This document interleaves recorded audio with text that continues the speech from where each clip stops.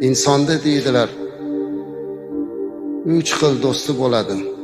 Bir do'sti uni joni chiqquncha, ikkinchi do'sti qabrga borguncha, uchinchi do'sti qiyomatgacha. Joni chiqquncha bo'ladigan do'sti qaysi do'st deganlarida, joni chiqquncha bo'ladigan do'st uning moli dunyosi.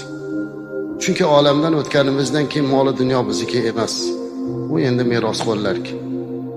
Qabrigacha boradigan do'st kim? Bu uning farzandlari, aqrabo, yaqinlari.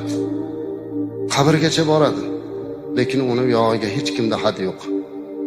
Ming yaxshi ko'rsa ham, jonim fido otam, onam desa ham, oxirgi manzili mana shu qabr, amallar sondig'i. Ammo uchinchi do'st bor.